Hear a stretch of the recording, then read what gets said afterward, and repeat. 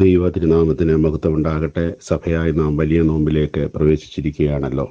അനുതാപത്തിനും ജീവിത രൂപാന്തരത്തിനും ഈ ദിനങ്ങളുടെ ധ്യാനവും പ്രാർത്ഥനകളും നമ്മെ സഹായിക്കണം. യോഹന്നാൻ്റെ സുവിശേഷത്തിൽ യേശു ചെയ്യുന്ന എല്ലാ അത്ഭുത പ്രവൃത്തികളെയും അടയാളങ്ങളായിട്ടാണ് വിശേഷിപ്പിച്ചിരിക്കുന്നത്. ഇന്നത്തെ നമ്മുടെ ധ്യാന ചിന്ത യോഹന്നാൻ്റെ സുവിശേഷം 2-ാം അധ്യായം 1 മുതൽ 11 വരെയുള്ള വാക്യങ്ങളാണ്.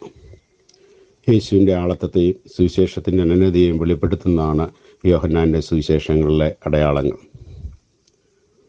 1. പ്രതിസന്ധികളുടെ മധ്യേ ദൈവിക ഇടപെടൽ. ഗലീലയിലെ അത്ര പ്രസിദ്ധമല്ലാത്ത കാന എന്ന സ്ഥലത്ത് നടക്കുന്ന ഒരു കല്യാണ വിരുന്നിൽ യേശുവും ശിഷ്യന്മാരും സംബന്ധിക്കുന്നു. വിരുന്ന് ആനന്ദത്തിൻ്റെയും ആഘോഷത്തിൻ്റെയും സന്ദർഭങ്ങളാണ്. എന്നാൽ അപ്രതീക്ഷിതമായ വിരുന്നിലെ പ്രധാന വിഭവമായ വീഞ്ഞ് തീർന്നുപോയത് ആതിഥേയനെ പ്രതിസന്ധിയിലാക്കി. അവിടെ ഉണ്ടായിരുന്ന യേശുവിൻ്റെ അമ്മ ഈ കാര്യം യേശുവിൻ്റെ ശ്രദ്ധയിൽപ്പെടുത്തി. പ്രതിസന്ധികളുടെ മധ്യത്തിൽ അവർക്ക് ആശ്വാസവും പരിഹാരവും നൽകുവാനുള്ള ഇടപെടൽ ഈ നോമ്പിൻ്റെ നാളുകളിൽ നമ്മൾക്കുണ്ടാകണം. ഒരു കുടുംബത്തിൻ്റെ പ്രതിസന്ധി സമയത്തെ ക്രിസ്തു ഇടപെടുന്നു. പ്രതിസന്ധികൾ ഒഴിവാകുകയല്ല, അവയെ അതിജീവിക്കുന്നതാണ് പ്രധാനം. എല്ലാ പ്രതിസന്ധികളുമുള്ള ദൈവിക ഇടപെടലിനെ തിരിച്ചറിയുവാനും ദൈവത്തിൻ്റെ സഹായത്തിനും സമയത്തിനുമായി കാത്തിരിക്കുവാനുള്ള ക്ഷമയും പ്രധാനമാണ്. മേൽത്തരമായ വീഞ്ഞും കൃപയുടെ സമൃദ്ധിയും.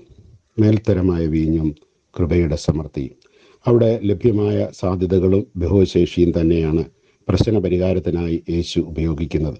അവിടെ ഉണ്ടായിരുന്ന കൽഭരണികൾ, കിണറ്റിലെ പച്ചവെള്ളം, അധ്വാനിക്കാൻ മനസ്സുള്ള അനുസരണയുള്ള ശുശ്രൂഷക്കാർ, ഇതിലൊക്കെയും യേശു പുതിയ സാധ്യതകൾ കണ്ടെത്തുന്നു. പുതിയ വീഞ്ഞിൻ്റെ സമൃദ്ധിയാണ് ഇത് സൂചിപ്പിക്കുന്നത്.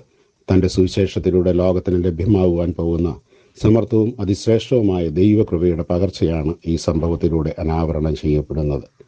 യേശുവിൻ്റെ മഹത്വം ഇതിലൂടെ മനസ്സിലാക്കുവാനും ശിഷ്യന്മാരുടെ വിശ്വാസത്തിൻ്റെ ആഴം വർദ്ധിക്കുവാനും കാനാവിലെ ഈ സംഭവം കാരണമായി തീരുന്നു.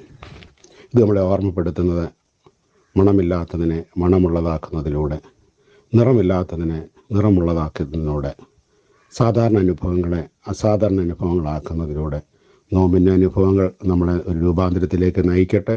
അതിലൂടെ കർത്താവിൻ്റെ നാമത്തിൽ നല്ല ആത്മീയ ഫലങ്ങളെ കായ്പാൻ തക്കവണ്ണം സർവശക്തനായ ദൈവം ഈ നോമ്പിൻ്റെ നാളുകളിൽ നിങ്ങളെല്ലാവരെയും സഹായിക്കട്ടെ എന്ന പ്രാർത്ഥനയോടുകൂടെ എൻ്റെ വാക്കുകളെ അവസാനിപ്പിക്കുന്നു. ദൈവം നിങ്ങളെല്ലാവരെയും അനുഗ്രഹിക്കട്ടെ.